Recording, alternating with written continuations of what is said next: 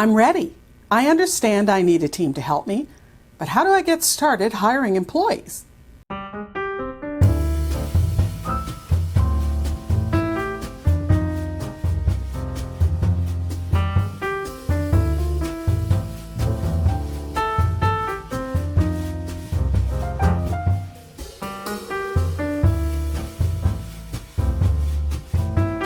Hi entrepreneurs, I'm Vicky Brown, and you're in the right place if you want to engage your team, boost your business, and grow your leadership muscle.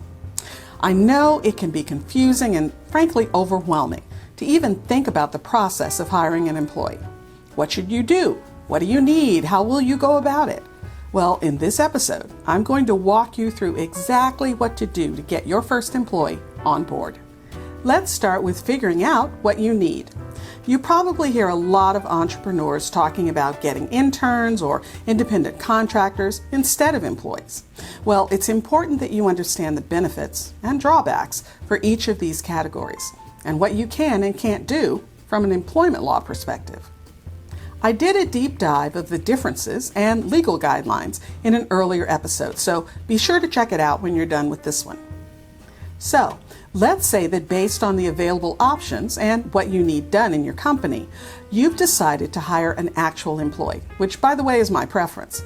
What's the next step? Well, you need to know why you need them. In other words, what will they be doing for you in the company?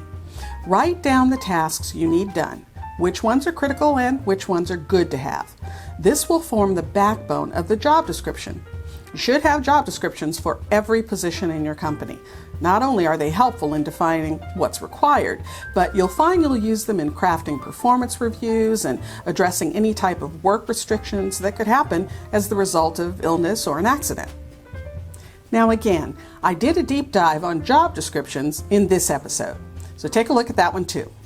Now, after you understand what the job entails, be sure to look at the market and your budget to figure out how much you want to pay this new person.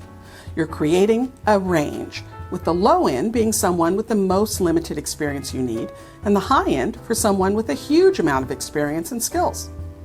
And remember, while it is really important to look at what's happening in the market, what is the job listed for on job boards, what do salary surveys like salary.com have to say, it's just as important to look at your budget. Now, remember you don't necessarily need to have a year's worth of salary socked away, but you do need to have at least 3 months worth. You're bringing this person on to help you increase the business. So by month 3, they should be paying for themselves, either directly or with the time that they give back to you, so you can grow the business. And if that doesn't happen, well, then they're either the wrong person or you hired for the wrong job. Okay, so now you have the job description. Well, you can use that to write the job ad or posting. And it's important to remember that a job description and a job posting are two very different things.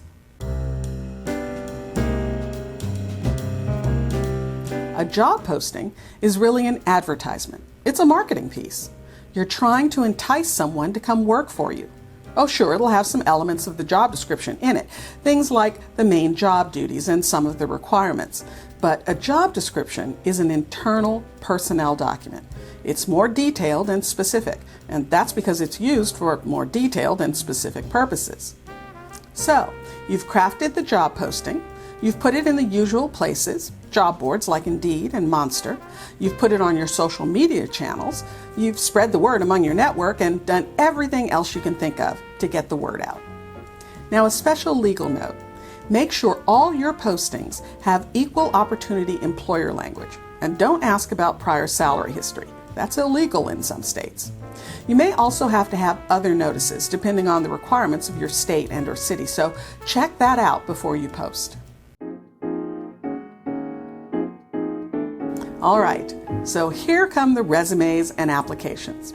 Now, you may really start feeling overwhelmed during this part of the process, but don't. It just requires some organization.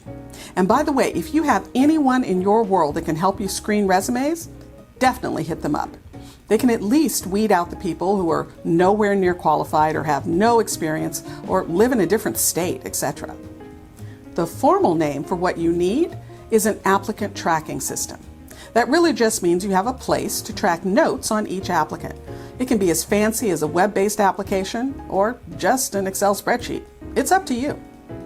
Applicant tracking systems have a cost, and Excel spreadsheets don't.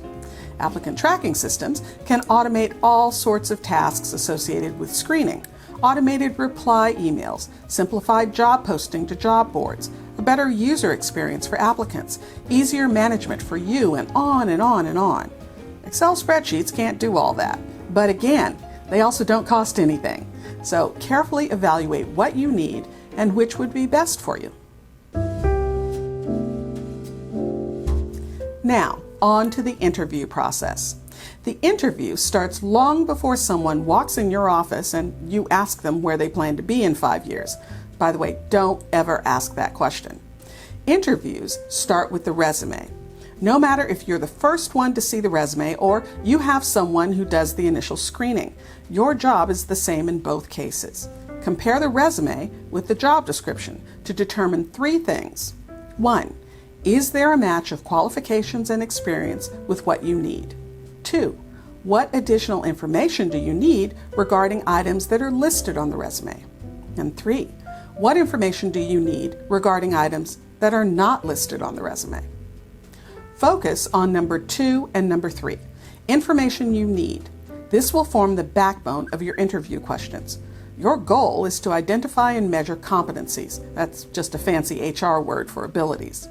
You're delving into competencies in order to measure the candidate's level of experience. Here's an example.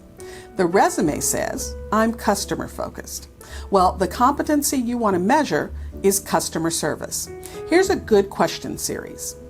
Give me an example of a time you were not able to meet the client's request. What made the situation challenging?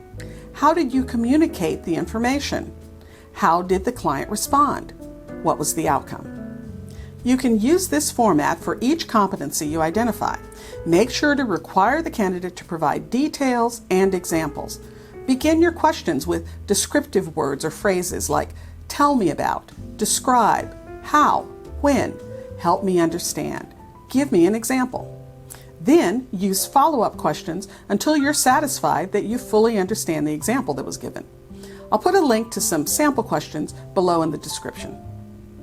Once you're fully satisfied that you have all the information you need, then you can talk about the position, the benefits, and opportunities at the company. By the way, all applicants should fully complete an employment application.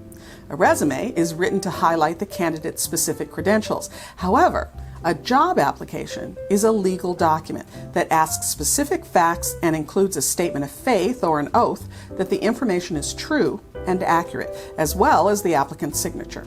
An application provides far more support to the company than a resume. And while it may be a bit annoying, you should have every interviewed candidate complete an employment application. And yes, I even mean your senior staff. And my staffing director would kill me if I didn't mention that you should never write on a resume or application. No jots, no notes, no stick figures. Leave the resume clean. Why? Well, because notes made on an application or resume might be used to support an applicant's claim of discrimination. Don't sweat it, just use a separate piece of paper. And keep any notes strictly legal. While we're on the subject, let's not forget the no-no interview questions. Here's a short list. What childcare arrangements will you make for your children? Have you been convicted of a crime?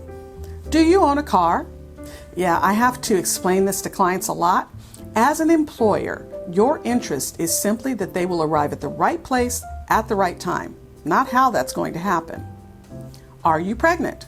How old are you? Have you ever had a workers' comp claim? What was your maiden name? Do you attend church on Sundays? Where were you born? As a general rule of thumb, only questions related to whether or not the candidate can do the job are permitted, not how. And now, magic of all magic, you found the perfect candidate. Now it's time to bring that person on board as an employee. In next week's episode, we'll delve into how to get that done. If you found this information helpful, please subscribe and share. And if you're struggling with how to get your business off the ground and what comes next, Well, check out the Leader's Journey Business Builder. I designed this completely free video series to help you with figuring out who your customer is and where to find her, how to sell without selling, how to package and deliver your service, and much, much more. Check it out by using the link leadersjourneyexperience.com. And remember, your inspired leadership is the secret sauce to having a high-performance team and a wildly successful business you'll love. I'll see you next time on Leader's Journey.